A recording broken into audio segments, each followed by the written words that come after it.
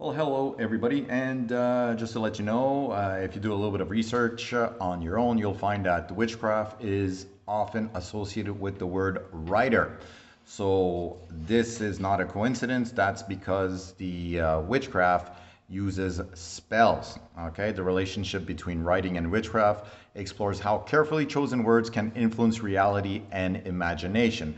So a long, long time ago, our friends that wrote the first verse of the Hebrew Bible knew that the relationship between witchcraft and writing, and they did a little bit of witchcraft inside here. But before we get to that, let's look at our symbol here, which is associated to the Freemasons.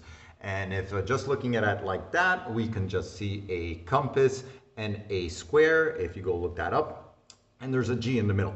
Now, this is very important that you use your mental gymnastics to understand what you're looking at, and that's how witchcraft works. So let's do a little mental gymnastics. As you can see, a compass has two sides, all right?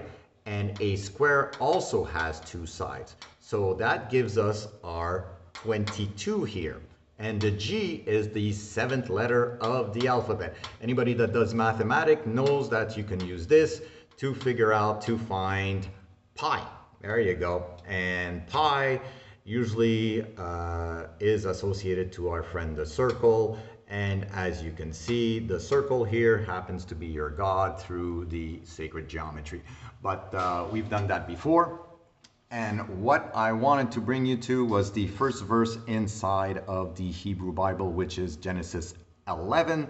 And Genesis 11, as you can see, the G and the 11, but the 11 is important here because this brings us back to the beginning of magic, which has to do with the tree of the Kabbalah. We all know that by now, but for now, let's look how all this nonsense is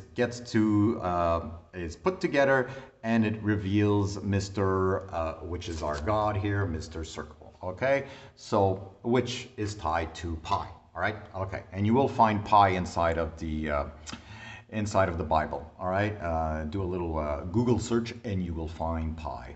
All right, that being said, so the first verse of the Hebrew Bible consists of just 7 words. So our 7 here is the same thing than our G, is the 7. Now, and 28 letters. We're not interested in the 28 letters. We are interested in finding the 22, and we can do that just by reading a little further.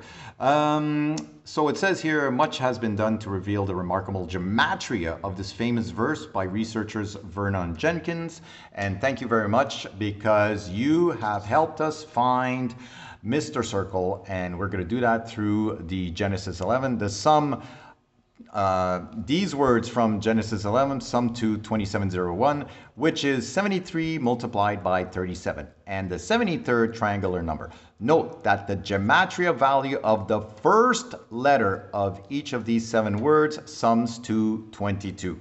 And that is done through understanding that the first letter, the capital letter, the first letter of a word is important. And you can see that Beth starts off the Bible, which already indicates that it's full of duality and duplicity, and it has to do also with femininity, and it's a story of a pregnant woman. So, you start tying all this together with your mental gymnastics.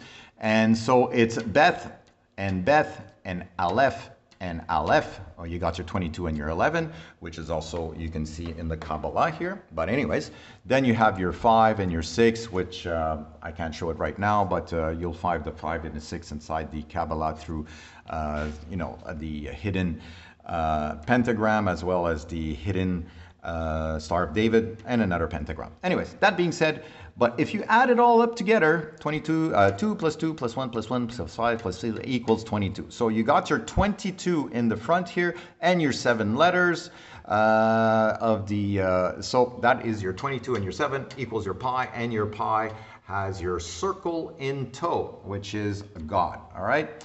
So there's a little more if we want to continue. We also happens to that this Hebrew word and these numbers will prove crucial that that follows. Number 37 and 73 should not be considered ordinary by any means, and it just happens to be that these are reflective numbers. As you can see, 37 and 73.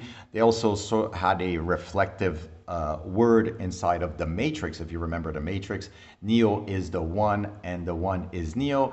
And that's because that word one, the anagram is neo. Okay, so there you go. So the 37 and the 73 are the 12th. And we all know what the 12th is. That's the Father, Aleph, Bet.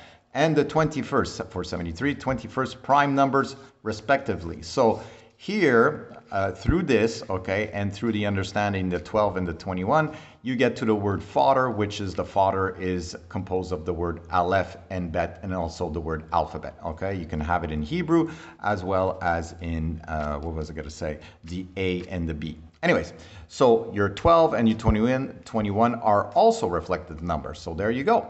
All right, so then you start going into numbers, 12 square, 144, and 21 square, 440 are also reflected numbers. So the whole idea behind this beautiful book, which is the Bible, is that this is a numerical and verbal Sudoku with symbols. And once you start understanding that, you can understand that this has been all made out of witchcraft, because witchcraft is often associated with the word writer. And anything that's written down happens to be a spell. And it's hidden behind the words and the understanding of what you're looking at. So that's basically what I wanted to say today. And let us not forget that our circle, our friend the circle here, is our God. The pictogram of a circle is God, because all the attributes of the circle also are the attributes of God. So that's basically it. Thank you for listening. Have a great one. Bye.